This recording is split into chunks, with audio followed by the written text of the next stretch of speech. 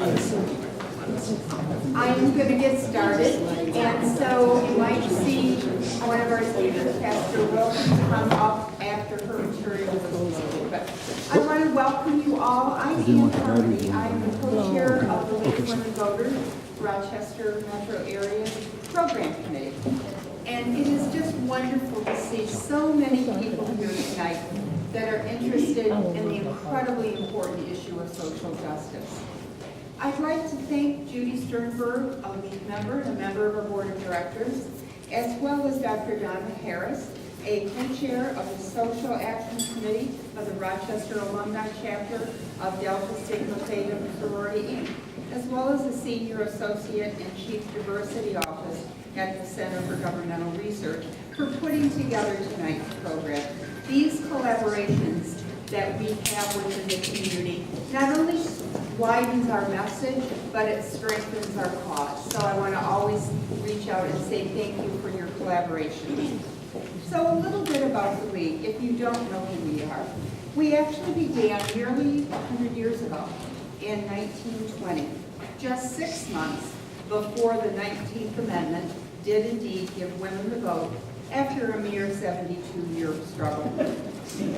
Now, the League has always been nonpartisan, a grassroots organization that is committed to the principle, and this is what is particularly appealing, that citizens should be active participants and active in advocacy.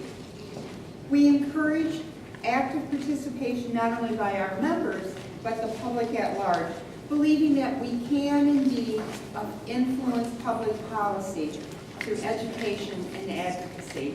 And these may be times that we need both of those more than ever. Tonight's program on criminal justice reform, as I said, both timely and important. And we look forward to hearing from our panel of experts on efforts that are being made in several key areas.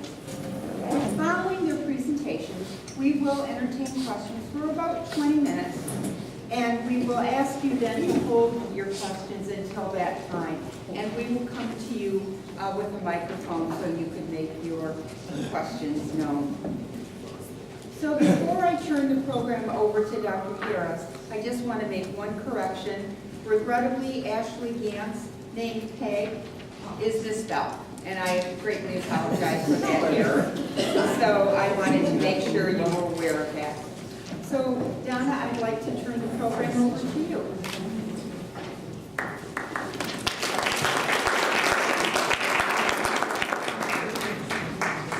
Good evening.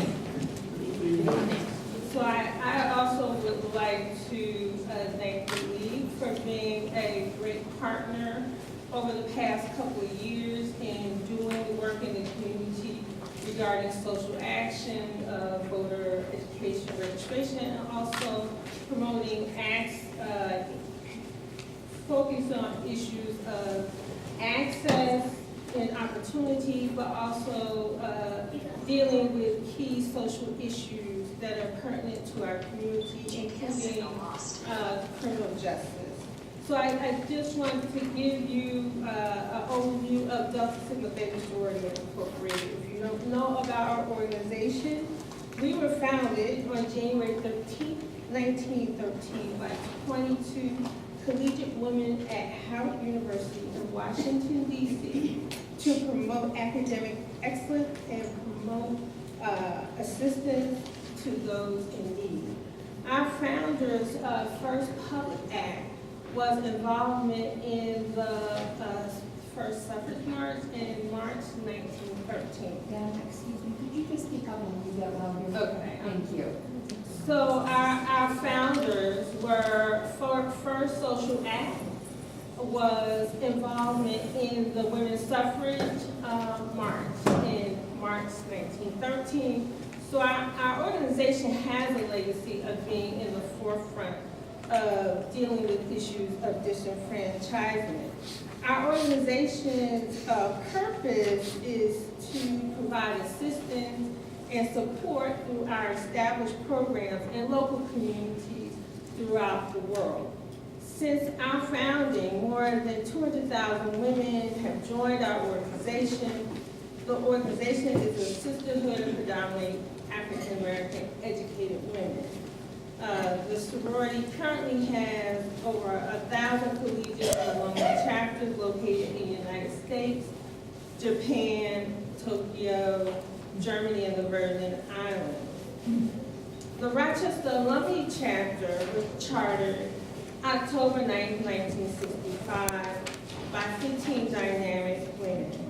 Over the years, our chapter has grown, and we've been involved in many programs that focus on our international 5-point programmatic thrust, which includes economic development, educational development, international awareness, physical and mental health, and political awareness. We are particularly committed to programs supporting youth, including Delta Academy of Delta Students and social action. I want to acknowledge the leader of our Rochester Alumni Chapter, our president, Jacqueline Y. Tyson.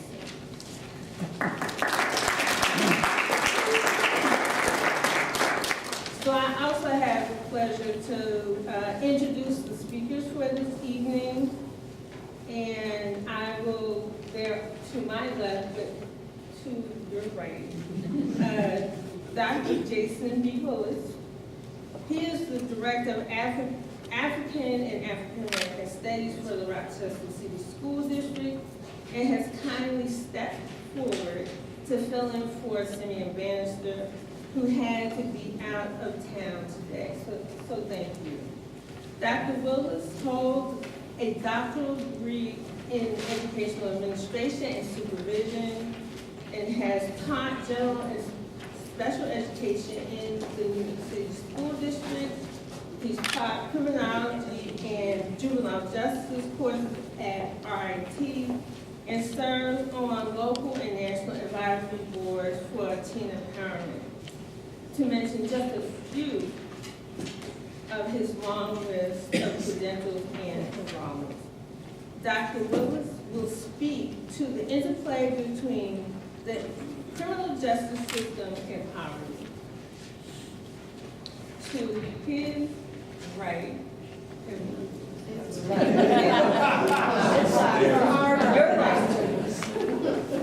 Pastor Wanda Wilson is the Executive Director of Open Arms Christian Fellowship Ministries, Secretary of the Board for Rock Acts, and serves on the Executive Committee of the Police Accountability Board Alliance.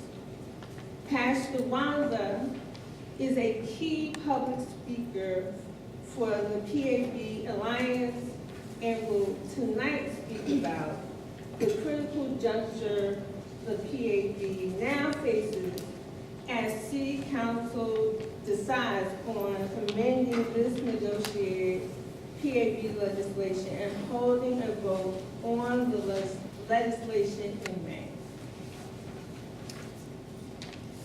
Kathleen Fitzpatrick, LCSW, is a retired psychiatric social worker who serves as co-chair, acting chair of the Rock Acts Criminal Justice Task Force. Kathleen will be speaking about solitary confinement issues and the humane alternatives to long-term solitary confinement act. Please see the printed program for more information on ROC Act and how to connect with them. Ashley Gann. She is the New York organizer for the Just Leadership USA and their Free New York campaign. She is also co-leader and diversity chair for Action Together Rochester and chair of the advisory board for our local YWCA. Ashley will update us on the pre-trial detention bill in the New York State Legislature this year and will work that remains to be done. Iman Abid, Director of the Genesee Valley Chapter of the New York City Civil Liberties Union, has unfortunately come down with an unexpected illness and will not be able to be with us tonight. However, materials covering the topic of the Police Statistics and Transparency Act and the repeal of New York Civil Rights Law 50A are available on one of the tables in the back. So I call to the podium Dr. Jason Brooks.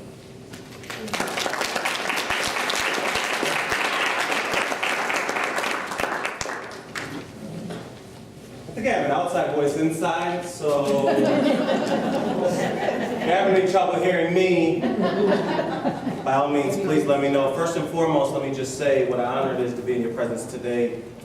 Clearly, I don't have Ronald McDonald shoes on, but to Phil Simeon's shoes, I feel like large shoes. So I appreciate this opportunity in his absence. To the league, to the illustrious ladies of Delta Sigma Theta Sorority Incorporated, both here locally and around the map, just thankful for the opportunity to be here for you today and with you all. Ultimately, it's not really a big secret that light is very bright. No. You know, that police community relationships around the map, particularly in communities that look like ours, it is in peril, right? And so we also recognize that many of these communities, our community specifically, comes from issues that pertain to poverty and the ability to have accrued wealth over time and space. Some of the things I'm going to talk to you about today really have an acute lens on youth, because I think that we all know that if we had to invest a large amount of our stock, we want to do so in the children, because we know that it's easier to fix a broken child than to fix a broken man. Yes, it works. First things first is Rochester. So Rochester is a very, very unique place. It's a very unique place on the road from the migration from the south to the north. Rochester isn't like Mississippi Delta where there's no money here. We're rated the 14th worst city in national studies for people of color, black people specifically. Our suburbs are rated some of the best places, and Rochester was just rated the #1 city on the map that has the greatest potential for both economic growth and community growth, right? And I think that that's the nexus in the space that we're trying to have a communication about what we can do right now, understanding the situation that we're in. We have some of the highest levels of wealth to poverty disparity in the country. If Pittsburgh had a border, we'd be in the top 1%. We have some of the highest levels of free and reduced lunch. 55% of our kids are in poverty in the Rochester City School District. And so when you're ranked ahead of in some of the most disparate categories of other cities like Flint, Michigan, and Chicago, Illinois, right? You really begin to think about what has transpired here in the last 100 years that has left us in the situation that we're in. A whole lot of potential and not receiving the outcomes based on the level of investment that we think that we're putting forth, right?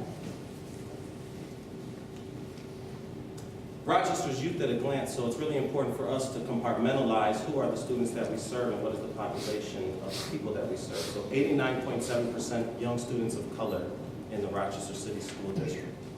When we talk about trauma for other folks, oftentimes it sounds different.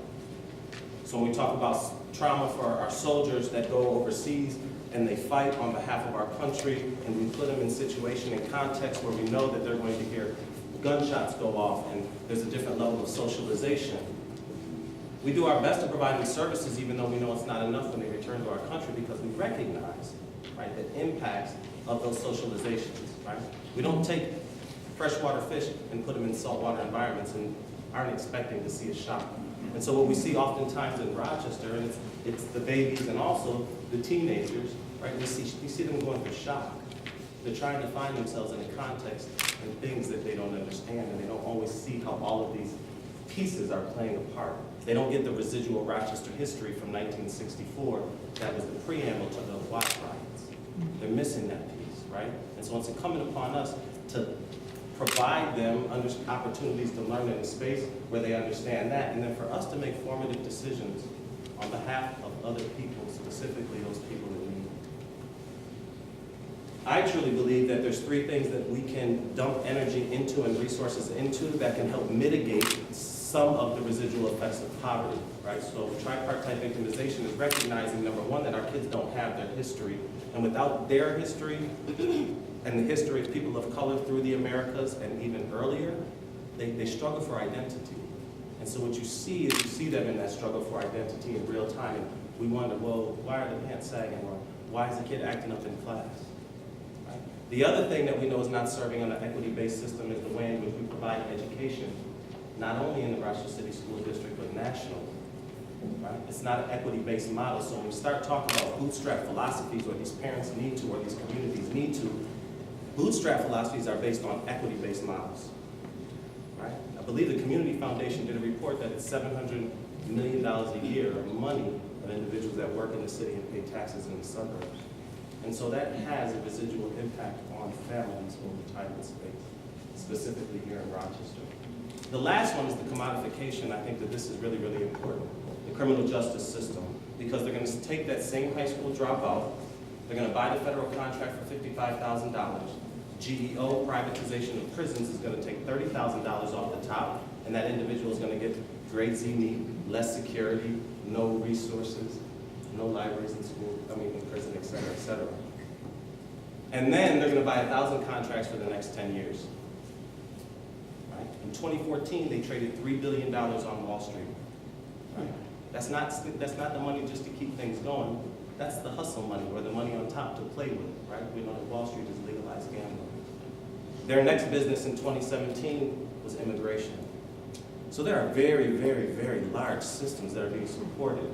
Out of our top 5 distributors in our nation, 4 of them deliver to prisons, right?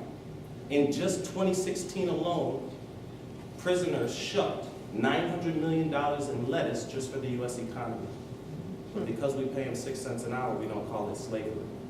We have to be able to have courageous conversations, and we have to be able to pool our thoughts collectively, in my assertions, right? If we're really going to make fundamental and systemic change, not only here in Rochester, right, but around the globe, for all of the young folks that we know deserve it. Our kin folks and the young folks that we can't see. This is really, really important to me, and I think it speaks to that first one, a lack of history. So many times you walk into a different contextual environment.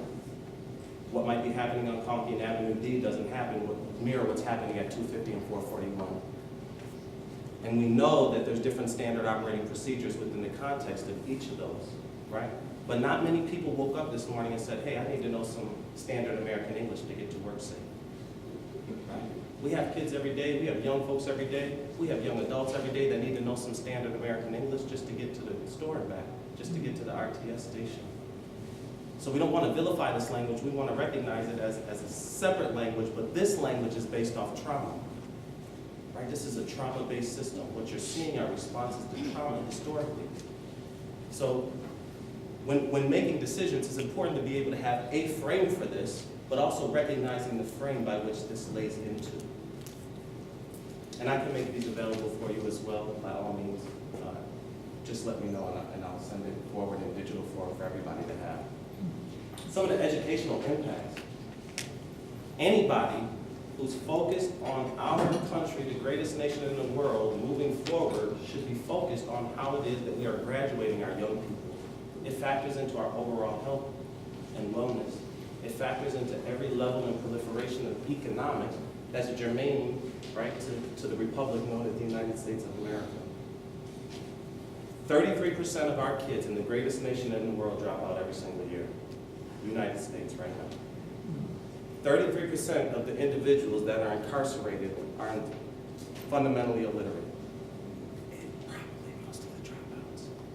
33% of our African American males are in some form of the criminal justice system, police, courts, or corrections, right? The school to prison pipeline, right?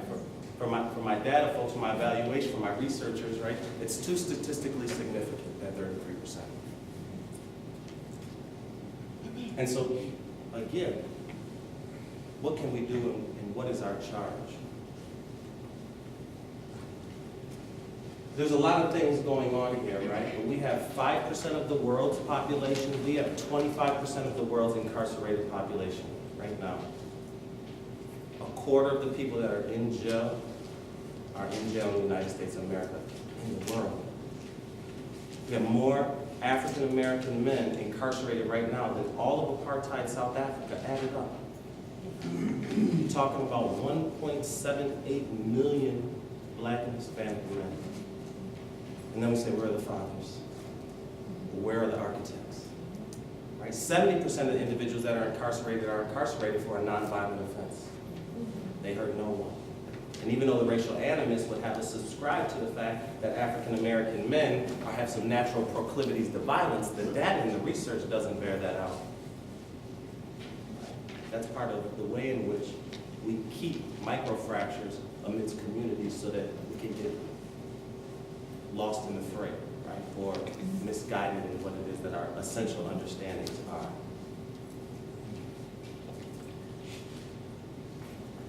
I'd like to end with this video, and I'd just like to have you think about, A, what it is that you're seeing. I hope that it comes up. What you feel, what you see. And let's try this one.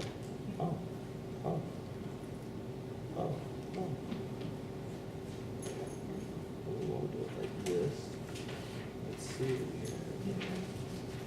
Well, this puppy's a little fickle. I might add. We may not be connected to the internet. Not connected, am I? Okay. I'm connected to you all, though, so. As this loads up, and before I gracefully bid you adieu, I do recognize that short speeches make for long friendships. I'm truly appreciative. I look forward and welcome the conversation that we're going to have, and any questions that you have for me. Thank you so much for your time.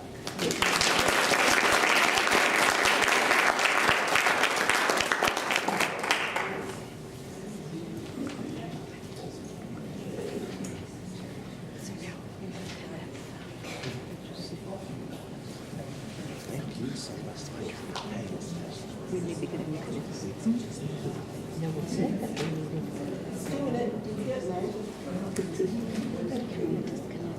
I don't think you hooked up to Wi-Fi, but that's not what you really needed to hook to.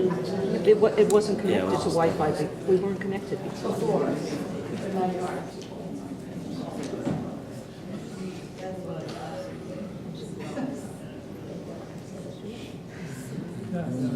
Click on that. Want me to dance with it for a second? Judy, why don't you step on in?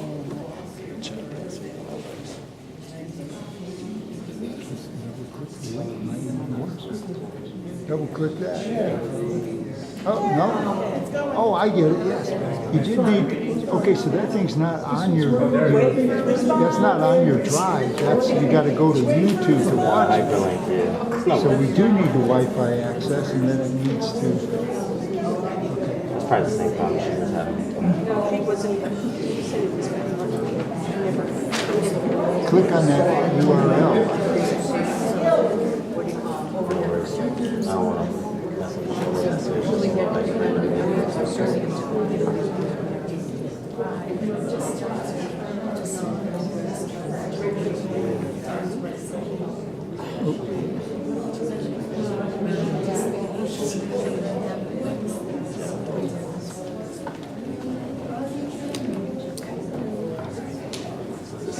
slideshow from the beginning. What else do we? I don't know where that's up. Okay, so now we want to connect her computer.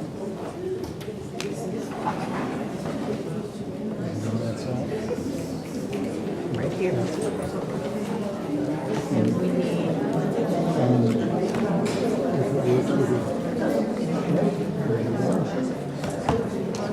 Now it's up to her to get that back is all I can see. Here it comes. So introduce, are we going to introduce one? Is someone introducing one?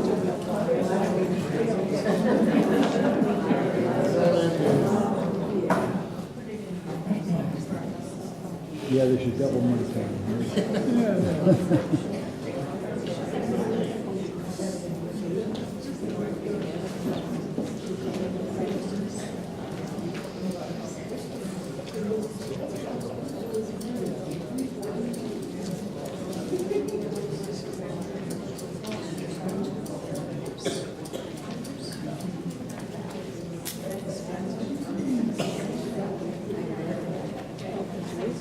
Are you gonna do it or do it? He has the remote. We put the dongle in your computer. Better check and see if it works.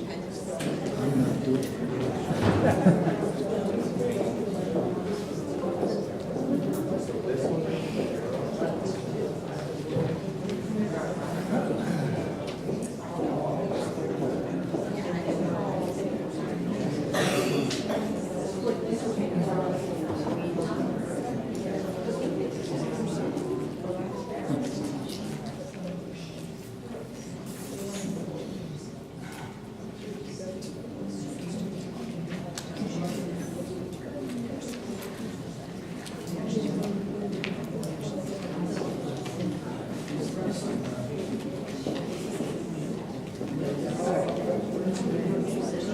There it is. And you might just, when I get there, you might have to hit that, or I can come back and hit it myself. I'll be glad to do it if you'll give me the proper high sign.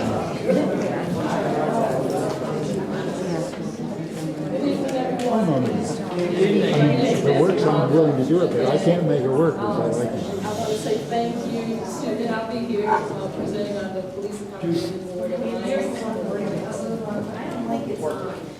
Testing. You can take it out. I'm not sure what I want to do. You know, I'm such a mover when I speak and stuff, so I might be like this, so don't get me. I don't know if I want to do hands and that. I'm going to be honest with you, I got to get my comfort up here. Because I'm going to be flipping my papers too, so just bear with me, okay? How's that? Can you hear me? Yeah. Thank you.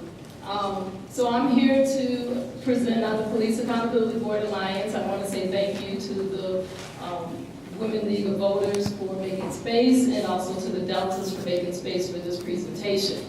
All right, so that's the introduction. So what's the problem? So why am I here?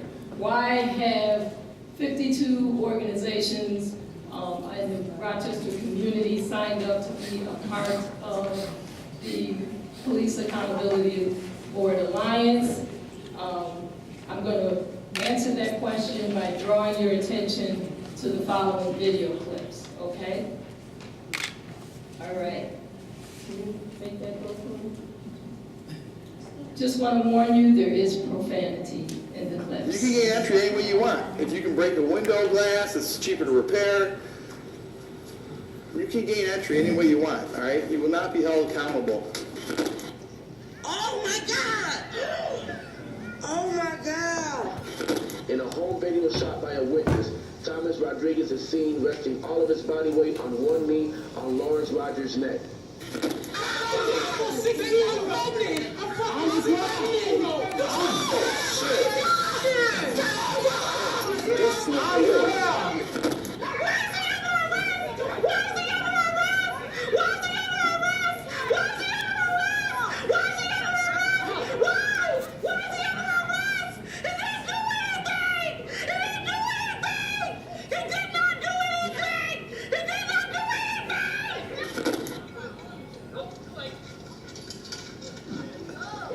Man, get out that lady, man. Get out that fucking lady, man. Yo, man, fucked up, man. Get out that girl, man. Get out that girl. Man, fucked up, man. That's bullshit.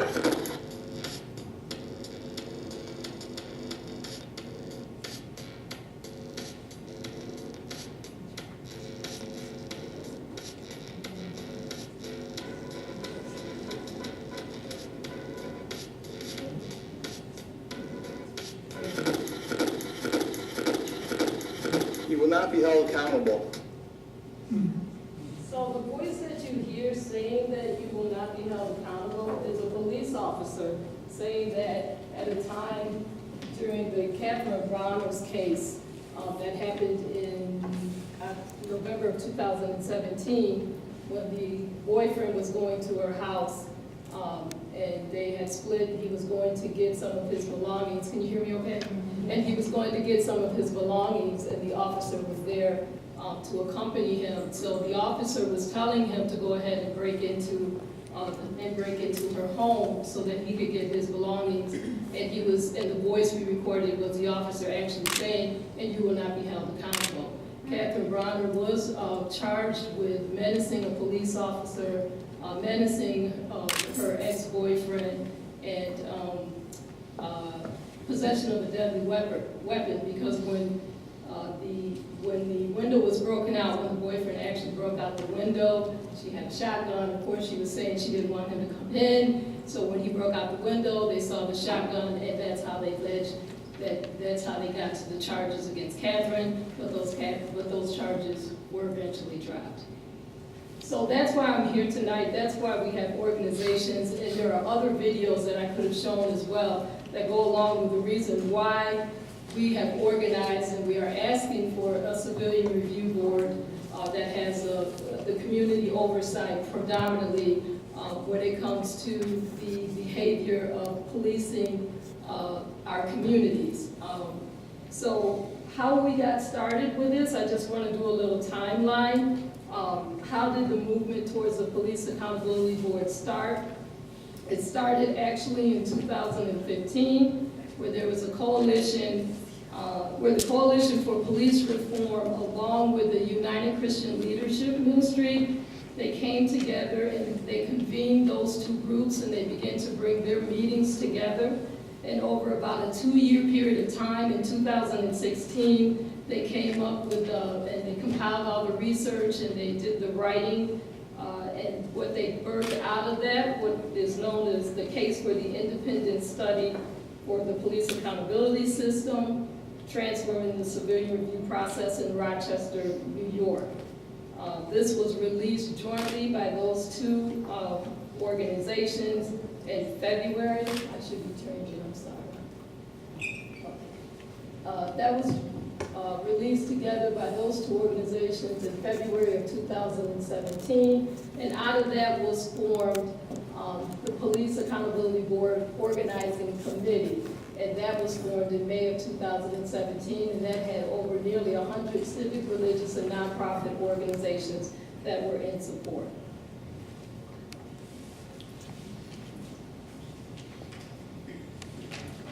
So the Police Accountability Board Organizing Committee was dissolved in December of 2017, and from out of that was formed the Police Accountability Board Alliance, which we are working under today. And that was formed in January of 2018, and currently the Alliance is made up of 54 different organizations. In between 2018 and 2019, in 2018, I just want to add that we were with negotiations, the Police Accountability Board Alliance, along with UCLM, along with ACLU. We had a 3.5-month negotiation period with City Council, where we really had some good negotiation. We were happy with the progress what took place. We were happy with the legislation that we came up with. We got the 5 pillars of the legislation that we wanted, and some of us were very excited and called that time a victory. We thought we were on our way to really having a police accountability board that was going to have some teeth, because included in this legislation was the first time in history that we were going to have the community have the ability to administer discipline when it came to police excessive force or police brutality. Can I get a shout or just a clap? I mean, so that was in 2018 for a 3.5-month period. And again, we got the 5 pillars that we were shooting for. But where are we now? In April, just in this month, during a public forum, the president of City Council, President Loretta Scott, came out and announced that they were going to make some amendments to the legislation that we had been negotiating. And those amendments would be that they wanted to have people with law enforcement background to be a part of the Police Accountability Board panel, and also that the discipline piece would now be taken to a referendum and having a community vote in November, hopefully, of this year. All right. Hands are a little fast on me. Good gracious, did I go that fast? Okay. So who is the Alliance? We are not just a small biased group of people. I want to point that out. The Alliance is, again, an organization of over 54 people, 54 organizations that have come together. So you've got the 19th Ward Association, you got Action for Better Community, we got Flex Neighborhood Association, you've got the Rochester Black Authors, Urban League, you got churches, Antioch Missionary Baptist Church, Baber is up there. We got Ibero-American League, we got the National Lawyers Guild of Rochester, we've got the Omega Psi Phi, we've got the Flying Squirrel community. We have a diverse group of organizations that have come together over this issue to help bring forth justice in the area of police reform.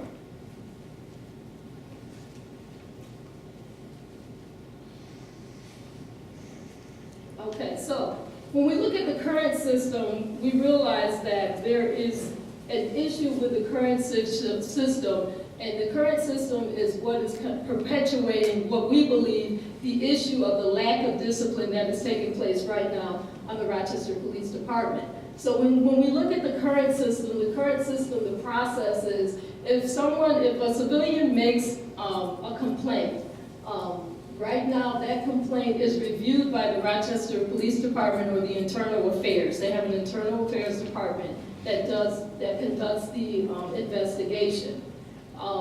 When they are done with their investigation, then it goes over to the Civilian Review Board that's in place now, and the Civilian Review Board has access to that investigation, but it does not have the ability to do its own separate investigation. It relies on what the Internal Affairs gives to it as far as for their investigation. And then after that, it goes to the chief for the chief's discretion to make the discipline. So that's the piece where it's not working out very well. I'll just put it like that. And you'll see why. Okay, so what can be the possible findings when an investigation is done when it's in regard to excessive force or police brutality? It can either come out that the officer can be found exonerated, which means the officer's actions were justified, unprovable, there's insufficient evidence, unfounded, that the act did not occur, or, as you'll see, sustained, officer guilty of the allegation.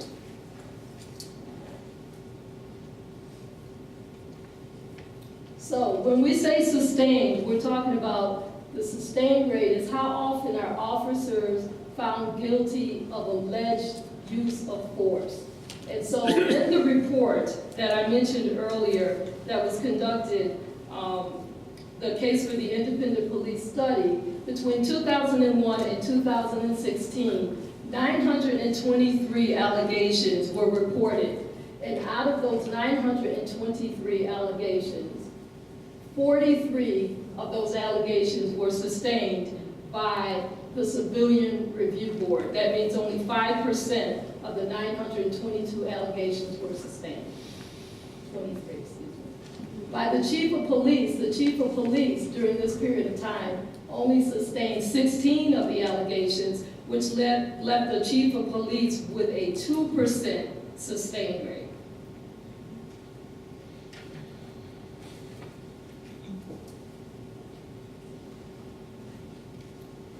So that's where we have the issue where we are pushing for the discipline piece of this legislation, because we found that through that study, through that 15 years, that where we ended up with only a 2% sustained rate, and it's in the hands of the chief to administer the discipline.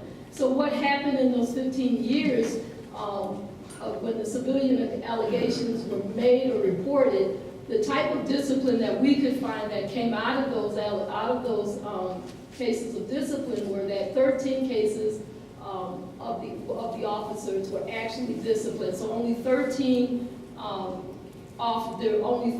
times were there any kind of discipline that was offered. Out of that, 6 were suspensions and 0 officers were fired. So, this is what we're looking for with the Police Accountability Board. This is what we negotiated for 3.5 months with City Council. This is what we expected that we were going to get moving forward. We expected 5 strong pillars. What are those pillars? That the Police Accountability Board would be a separate, independent agent from the Rochester Police Department. There's no conflict there we want. We want a board that has its own independent investigative power. We want a board that has subpoena power. We want a board that is able to discipline. We want a board that is going to have access to Rochester's policy, practices, procedures. How will that process work? If a citizen makes a complaint, that complaint is investigated by both the Internal Affairs and also the Police Accountability Board. And then their findings are given to the chief for recommendation. The chief would not be making the discipline. If the chief agrees with what the Police Accountability Board determines is a proper discipline, which is done by a matrix, fine, it's all well and done. The decision would be held up by what the Police Accountability Board decides, and that's where the discipline police would stick. If the chief does not agree with the recommended discipline that the board is offering, it would get kicked back to the entire board. So there's going to be a 3-person panel that makes a decision on the discipline. If the chief does not agree with that, it gets kicked back to the 9-person panel that is being proposed now. And it goes back to the board, and the board can make a decision, and it goes back to the chief. The reason that I'm emphasizing that is because it's not as though the chief is not playing a role in the type of discipline that would come forth. He would still have input in the discipline piece. 3 differences in the city council legislation is that it went from the proposed board, that composition of the board that we had for 11 panel board, it is now down to a 9 panel, and we're not even sure until we get the amendments if they're going to take one of our seats away from the 9. So it would be the PAB with 3, and city council with 4, and then we're not sure where the other seat is going to go to. Instead of the PAB having the discretion to determine the matters of the law, instead we would now be under, our legal representation would be corporation counsel, when we were asking for our own counsel. And then third, there is really no mechanism in this legislation that is being proposed to force the policy recommendations that the board would like to make.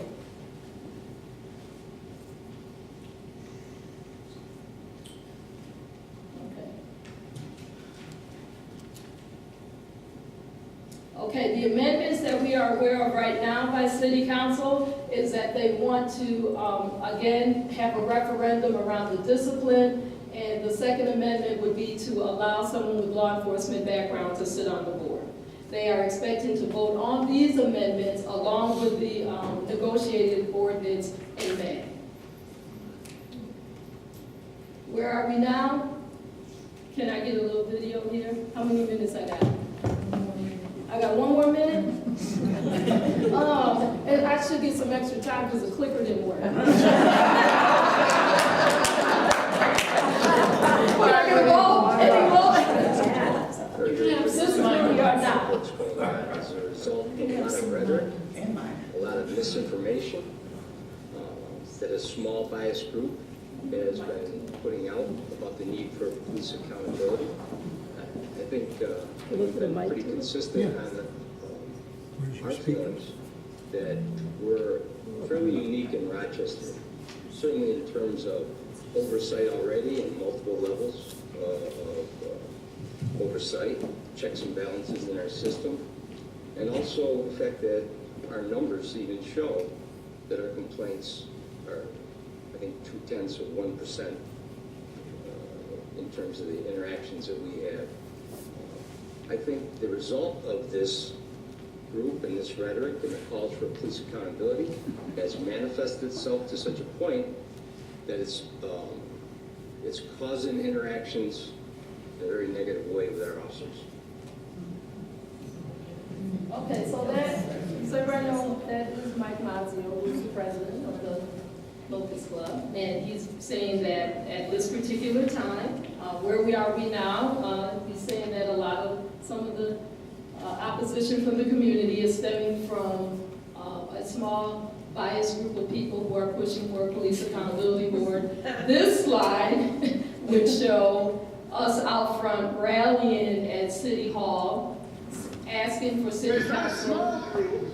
It's not a biased group. It's the people of Rochester.